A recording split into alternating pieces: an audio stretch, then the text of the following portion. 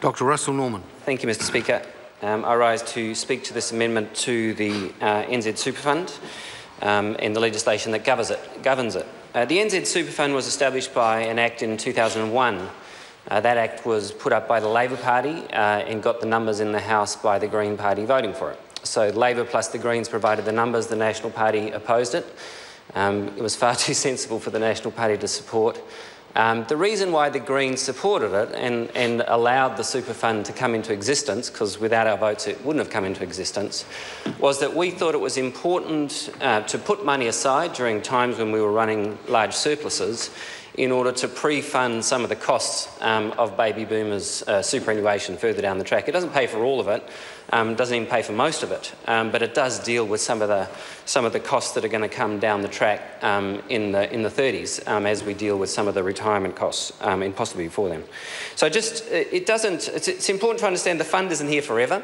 It's not a permanent sovereign wealth fund, or not designed like that, though it may end up becoming that. Who knows what future parliaments will decide. But it was meant to prepay some of the cost. And that's why Michael Cullen put it up, and that's why the Greens gave the necessary votes for it to come into existence.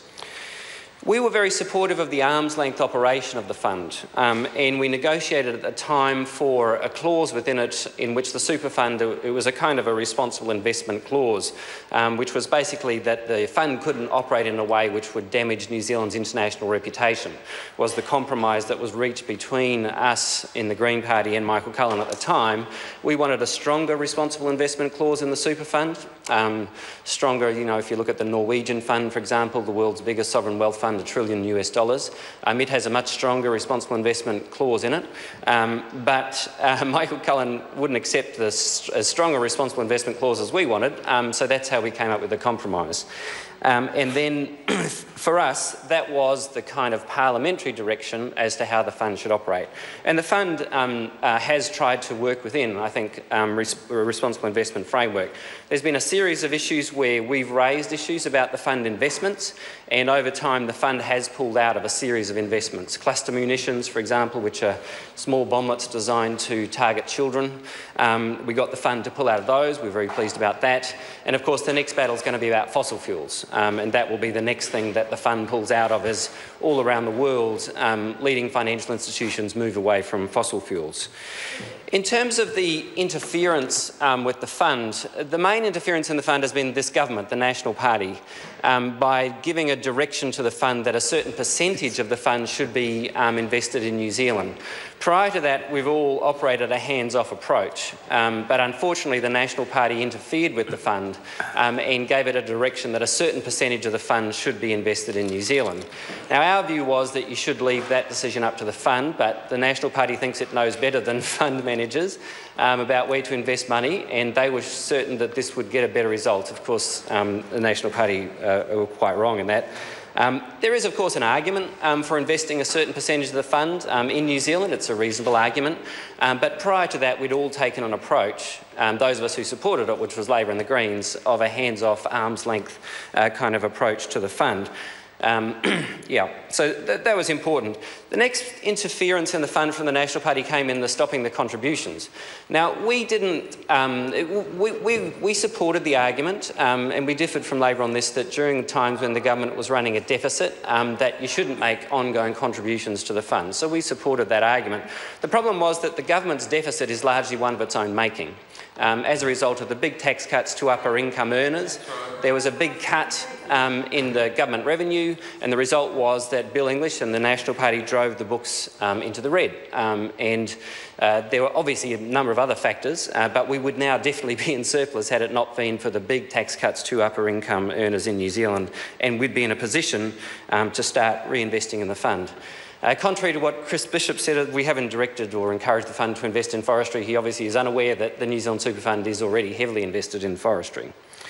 In terms of the fund investment vehicles, we kind of discussed this at some length, and after a debate we decided not to support this bill because we don't support the fund going to use fund investment vehicles, largely because they're used, essentially it will facilitate the greater use of tax havens for tax efficiency purposes. The New Zealand government and the OECD are trying to run a kind of global campaign to protect tax bases for sovereign countries, for countries all around the world. And so we've been concerned that the fund has been using a bunch of investment vehicles based in the Caribbean. They have about $1.6 billion going through there last time we looked, which are notorious for tax avoidance. And so while I acknowledge the assurances from the fund that they don't use aggressive tax avoidance measures, nonetheless, these kind of investment vehicles based out of the Caribbean and elsewhere, the Isle of Man and so forth, are notorious for tax avoidance. And so we haven't supported for that reason. But of course, the broader issue really is what should be the investment policy of the fund. And really the kind of live debate now in that space is about fossil fuels. This year we released a report showing that the New Zealand Super Fund has investments in companies involved in the production and mining of fossil fuels of about $676 million. Currently about 2% of the funds under management. Now, it seems to me that a fund that we all voted for in order to protect a secure future for New Zealanders should not be investing in the production of greenhouse gas emissions, which is all about insecurity for the future of New Zealanders. So if we continue to release greenhouse gas emissions in New Zealand, but globally as well, at the current rate that we're doing, we will produce tremendous insecurity for our children and for those who are going to come after us. The whole purpose of the fund was to provide security. In fact, by investing in coal mining in particular, the fund is unfortunately contributing to insecurity. And I think that part of the investment strategy is a mistaken investment strategy because that's not what the fund was set up for. Now, we have now a series of reports around what kind of investment strategy makes sense for both sovereign wealth funds like the Super Fund, but also private wealth funds, as to how you should treat fossil fuels. So we've seen reports from the World Bank, the OECD, the International Energy Agency, the United Nations, and many others, who are now saying that the majority of discovered fossil fuel reserves need to stay in the ground if we're to avoid 2 degrees of warming. So we can't burn the existing fossil fuels that have been discovered. And so those companies whose major assets are fossil fuel reserves are part of a carbon bubble. They're tremendously overvalued. And so for the fund to be investing in those companies is not only bad because, of course, it's supporting fossil fuel production and out-of-control climate change, but it's also a bad investment because it means that the value of those the value of those investments in fossil fuel companies will collapse at some point. This is part of what's also known as the unburnable carbon thesis. So recently the Governor of the Bank of England said that the vast majority of fossil fuel reserves that we have now are unburnable if we are to avoid out-of-control climate change. If we're to keep greenhouse emissions below a level that would cause 2 degrees or more of warming, then the vast majority of fossil fuel reserves simply cannot be burnt. And that's why the Governor of the Reserve Bank is worried about those companies and those investment vehicles that have high exposure to fossil fuel companies. Is because when the carbon bubble pops, as we realise that you can't burn all of those fossil fuel reserves, the value of those companies that the funds are invested in drops dramatically. So we'll continue to advocate to the New Zealand Super Fund, as we have been, that it's a bad idea for them to continue to invest in these fossil fuel companies. It's a bad idea in terms of the climate and our kids, but it's also a bad idea in terms of a robust financial investment because of what's going to happen in terms of the value of those companies once we get on top of climate change.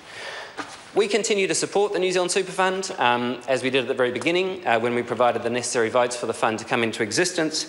We continue to support their engagement in a responsible investment framework, which they've done extensively, and we've had many discussions over the years since the fund was set up around issues around responsible investment, and they've always been pretty respectful about that and have listened to our arguments and have pulled out of a number of companies as a result of the arguments put forward by the Greens and many others about certain companies. families. And so even though we're not supporting this particular piece of legislation today, we do retain our support for the concept, and we retain our support for the guardians themselves, who in general terms have done a very good job. Thank you, Mr Speaker.